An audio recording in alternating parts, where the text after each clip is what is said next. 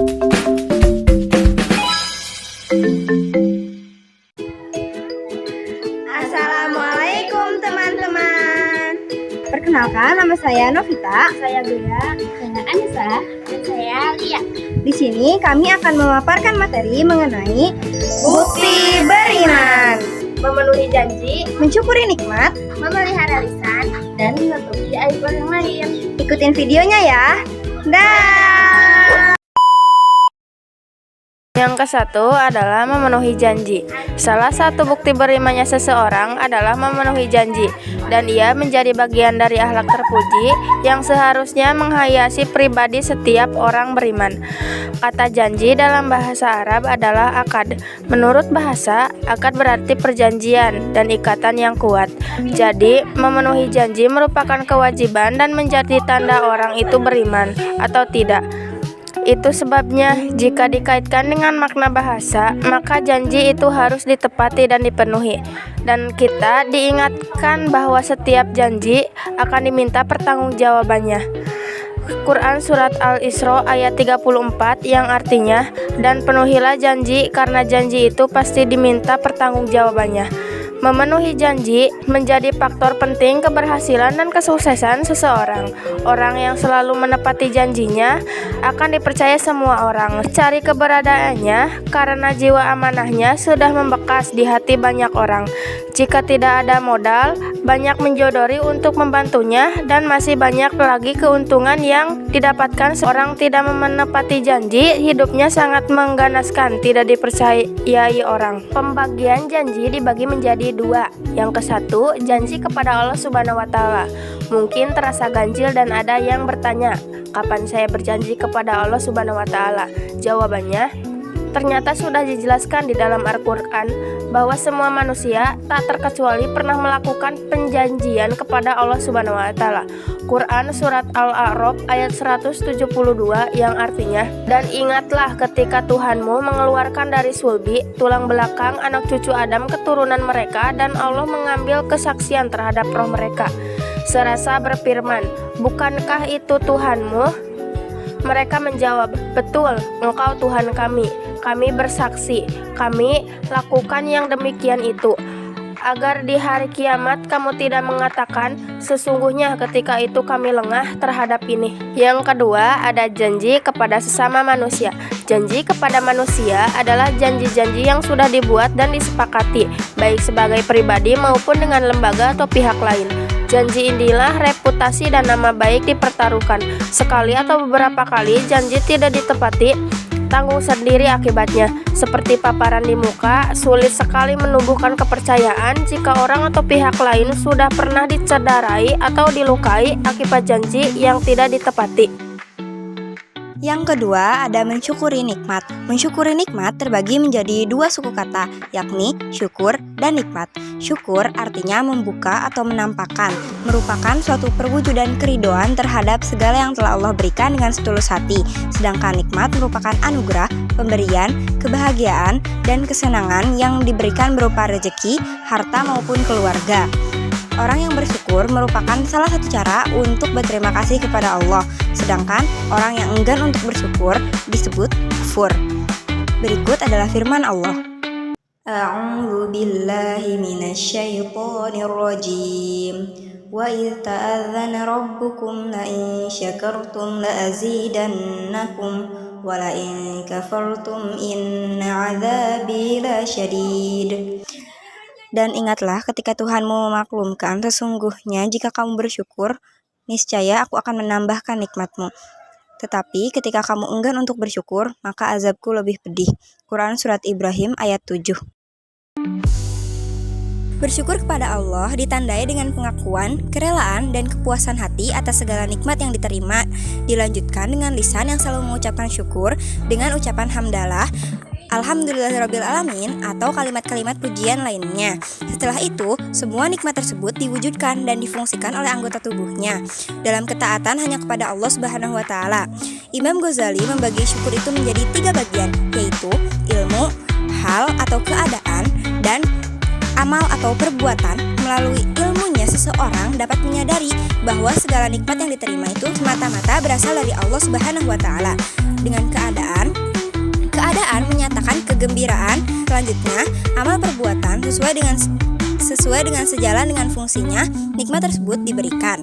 Tersimpul bahwa wujud syukur harus menyatu antara hati, lisan, dan perbuatan. Keuntungan yang kita dapat ketika kita bisa mensyukuri nikmat yang telah Allah berikan. Di antaranya, yang pertama, jauh lebih produktif saat menghadapi problem karena dapat memanfaatkan peluang yang ada tanpa menghabiskan waktu untuk mengeluh dan menyesal. Yang kedua, lebih bahagia dan optimis karena tidak sibuk meratapi kegagalan dan nyinyiran orang lain.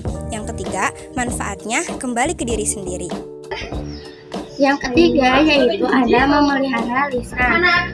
Pentingnya menjaga lisan atau lidah karena lisan adalah bisa dikatakan sebagai bagian anggota tubuh yang sangat berharga. Betapa tidak, melalui lisan yang tidak tertata muncul pertengkaran dan perselisihan. Lisan juga bisa membuat malapetaka yang sangat besar. Namun melalui lisan para nabi dan rasul dalam bentuk wahyu atau syuhuf saat ini masih banyak dijumpai manusia beriman dengan segala plus minusnya, yang dimana terdapat contoh dalam Quran surat An-Nur yang artinya pada hari ketika lidah, tangan, dan kaki mereka menjadi saksi atas mereka terhadap apa yang dahulu mereka kerjakan. Lalu ayat ini menjelaskan di mana saat orang-orang yang bergelimbang dosa akan diazab oleh Allah SWT di akhirat nanti. Mereka membantah dan mengingkari perbuatan buruk mereka, maka anggota tubuhnya menjadi saksi. Yang kedua yaitu ada lisan antara fitnah, ghibah, dan buhtan.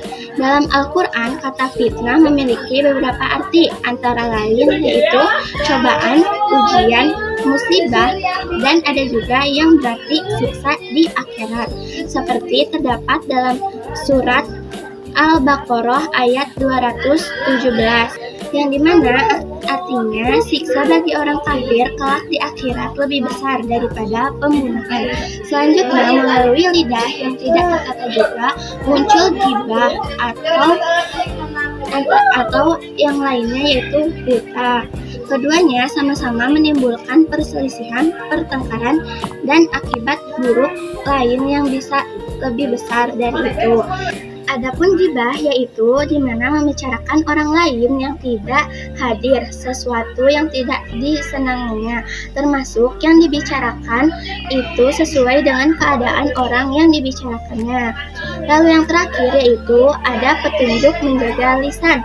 Yang pertama yaitu menjauhi kebiasaan berkata bohong dan tidak bermanfaat. Juga jangan lupa berbicara yang berlebihan. Yang kedua yaitu jauhi pembicaraan yang batil, kotor, dan jorok. Dan yang ketiga yaitu jangan berbicara dusta atau palsu. Ingat tanda-tanda orang munafik, salah satunya yaitu jika berbicara berdusta atau bohong. Yang keempat, menutup aib orang lain. Aib adalah cela, cacat, nista, noda, perilaku hina, atau ada juga yang bermakna kiasan, yaitu arang di muka. Biasanya digunakan dalam kalimat bagaikan menaruh arang di muka. Melalui kalimat itu, yang bersangkutan sudah dibuka aibnya, sehingga sangat malunya, hancur lebur martabat dan nama baiknya. Seakan-akan sudah runtuh hidupnya, disebabkan karena aibnya sudah dibuka atau tersebar. Tidak ada satupun manusia yang ingin aibnya dibuka. Aib adalah keburukan yang bersifat rahasia. Disebabkan sifatnya yang rahasia, ada beberapa orang tertentu, mayoritas orang, bahkan bisa dikatakan orang gila. Jika ingin aibnya terus tersembunyi, tidak ada yang ingin aibnya terbuka atau disiarkan pihak lain. Setiap manusia tampil dengan kelebihan dan kekurangannya masing-masing. Itu adalah sifat dasar yang dimiliki oleh setiap orang. Hal terbaik yang dapat dilakukan seseorang adalah sepanjang hidupnya terus menemukan kelebihan, dan di saat yang bersamaan mampu mengurangi kekurangan dirinya. Di antara kekurangan itu, muncullah aib-aib yang harus ditutupi, karena berbagai macam sebab dan alasan. Macam-macam aib. Jika ditinjau dari sifatnya, maka aib dibagi menjadi dua, yakni 1 aib zahir, 2 aib tersembunyi. Aib zahir yaitu aib yang nampak dan dapat diketahui secara lahir jika diperhatikan dengan betul. Sedangkan aib tersembunyi yaitu aib yang tidak nampak karena disembunyikan, tidak terlihat meski sudah diperhatikan dengan betul-betul. Aib dan medsos. Dunia modern dengan kecanggihan teknologinya menambah beban lagi bagi manusia. Meskipun melalui teknologi pula, manusia dimudahkan hidupnya. Di titik inilah pentingnya teknologi itu tetap dipandu norma agama dan aturan moral, sehingga orang tidak mudah menyalahgunakan teknologi. Di antara penyalahgunaan teknologi adalah orang begitu mudah membuka aib orang lain. Hal ini boleh jadi dilatar belakangi adanya rivalitas atau persaingan, persinggungan kepentingan, bahkan sifat iri dengki yang dimiliki, baik dari WhatsApp, Twitter, Instagram, maupun Facebook, Telegram, bahkan blog. Pada titik inilah, Islam membimbing kita, bahkan sejak kecil kita diajarkan untuk menjauhi perbuatan dosa dan kemaksiatan. Jikalau juga melakukannya, segera dan cepat bertaubat agar aibnya terkikis, sehingga hidupnya produktif dan optimal. Akhirnya, keberhasilan demi keberhasilan yang didapatkan. Tersimpul bahwa aib itu harus ditutupi. Jangan mudah menggerakkan jari yang dikaitkan dengan medsos. Teliti dan selektiflah dalam menerima informasi. Kita diingatkan oleh Allah Subhanahu wa Ta'ala melalui firman-Nya, yaitu Quran Surat Al-Hujurat ayat 49, yang artinya, "Wahai orang-orang yang beriman, jauhilah banyak dari prasangka. Sesungguhnya sebagian prasangka itu adalah dosa. Dan janganlah kamu mencari-cari kesalahan orang lain. Dan janganlah ada di antara kamu yang menggunjing sebagian yang lain. Apakah ada di antara kamu yang suka memakan daging saudaranya yang sudah mati? Tentu kamu merasa jijik. Dan bertakwalah kepada Allah. Sesungguhnya Allah Maha Penerima Taubat, Maha Penyayang."